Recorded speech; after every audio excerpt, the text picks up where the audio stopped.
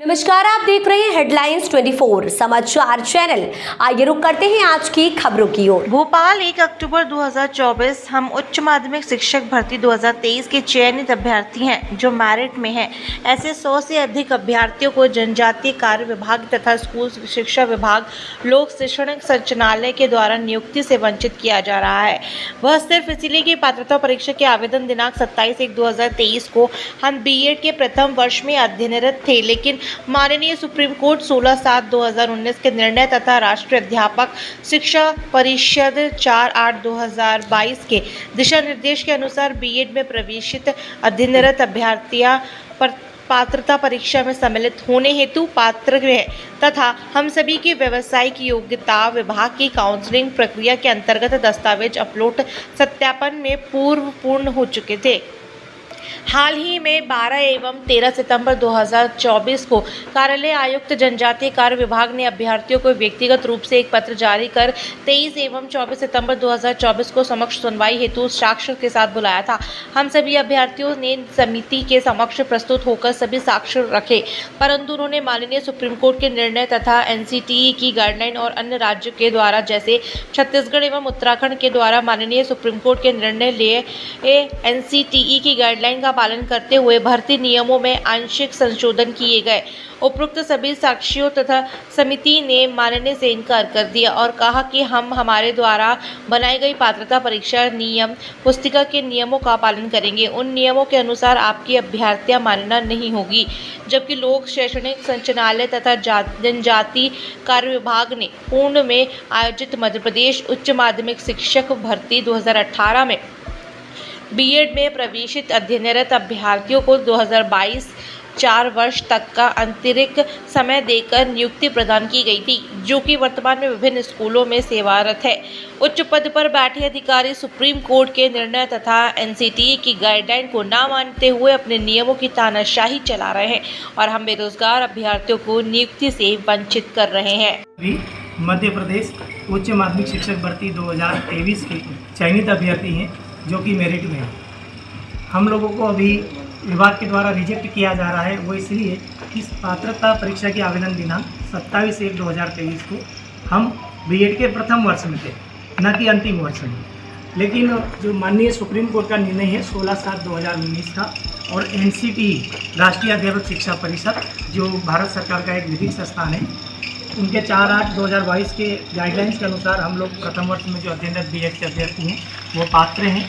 और एनसीटीई और माननीय सुप्रीम कोर्ट का जो निर्णय है उसके अनुसार छत्तीसगढ़ में संशोधन किया गया है 7/9/2022 को, और इसी क्रम में उत्तराखंड सचिव जो है उत्तराखंड शासन के, उनके द्वारा भी संशोधन किया है 23/8/2023 को कि बीएड में प्रथम वर्ष में अध्ययनरत व्यक्ति भी शिक्षक पात्रता परीक्षा भर्ती में पात्र हैं, आवेदन भर सकते हैं, सम्मिलित हो सकते हैं। और अगर पात्रता परीक्षा में चयनित होते हैं तो चयन परीक्षा में भाग लेते हुए अगर सत्यापन दिनांक विभाग की जो है उस तक अगर उनके पास बीएड डिग्री कंप्लीट है तो वो नियुक्ति भी ले सकते हैं। लेकिन विभाग सुप्रीम कोर्ट के निर्णय को और एनसीटी की गाइडलाइन को ना मानते हुए हम लोगों को तानाशाही कर रहा है उनके नियम पुस्तिका की, और हम लोगों को नियुक्ति से वंचित कर रहा है।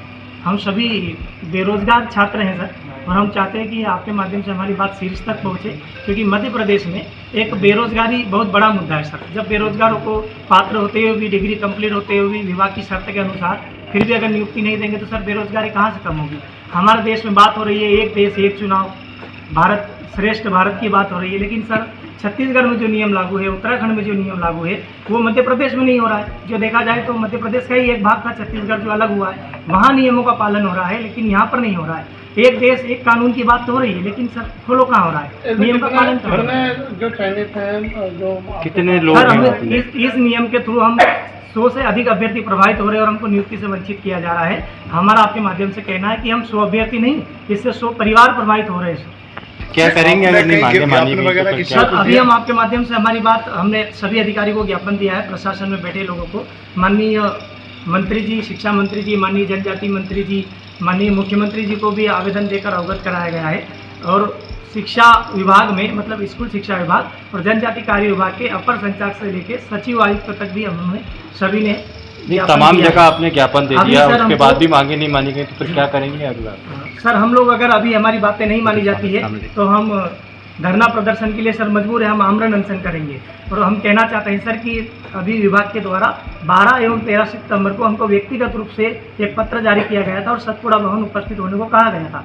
तो उसमें हम सभी लोग उपस्थित हुए और हमने साक्ष्य रखे कि हम इन नियमों के कारण पात्र हैं, हमको नियुक्ति दी जाए। लेकिन विभाग सर उस नियमों से दूरी बना रहा है और अपनी तानाशाही चला रहा है, बात मानने को बिल्कुल तैयार नहीं है। इसी क्रम में मैं बताऊंगा कि पिछली जो भर्ती थी, पूर्व में आयोजित उच्च माध्यमिक शिक्षक भर्ती 2018 थी, उसमें 25/9/2018 को ही डिग्री कंप्लीट मांगी थी बीएड की और वही पात्र थे फॉर्म भरने के लिए।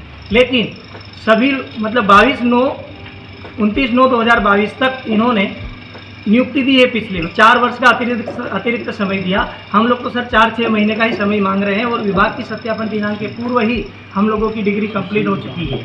उसके बाद भी सर हमको अपात्र घोषित करते हुए हमको बेरोजगार रख रहे हैं सर। सर आपका नाम बता दीजिए। मैं सर लक्ष्मण सिंह हूँ, देवास से। कौन से बैच के आप लोग? सर हम 2023 के चयनित अभ्यर्थी हैं। हम लोग सर 4 साल का हमने बीएससी किया है, यूजी कोर्स किया है, पीजी किया है और बीएड किया है सर। आपका नाम बता दीजिए। मैं नैन्सी वर्मा सीहोर से। जी बताइए, आज आप प्रेस कॉन्फ्रेंस कर रहे हैं, क्या कुछ कारण? बस यही कारण है कि हमें बस 2-4 महीने के पीछे हमें अपात्र कर दे रहे हैं, तो बस हम यही चाहते हैं कि थोड़ा सा हमें टाइमिंग बढ़ा दें तो हमें भी नियुक्ति मिल जाए। क्या कहना सर? सरकार से क्या अपेक्षा रखती हैं आप? अगर आपकी मांगनी पूरी नहीं हुई तो क्या करेंगे? नहीं, हमारी मांग पूरी होना ही चाहिए। अगर नहीं होती है तो फिर हम भी अपने तरीके से धरना प्रदर्शन या जो भी करेंगे। बस ऐसी कोई हमारी बड़ी मांग है भी नहीं कि जो इलीगल है या कुछ भी। तमाम जगह आप लोगों ने ज्ञापन दिया? हाँ, हर जगह हमने ज्ञापन दिया है, शिक्षा विभाग में सभी जगह दिया है, मंत्रियों को अवगत कराया सभी को, पर हमारी कोई कहीं भी अभी तक सुनवाई नहीं हुई है। फिलहाल के लिए इस खबर में इतना ही। बने रहे हेडलाइन 24 समाचार के साथ। नमस्कार। ऐसी खबरों में बने रहने के लिए हमारे चैनल को लाइक, सब्सक्राइब जरूर कीजिए।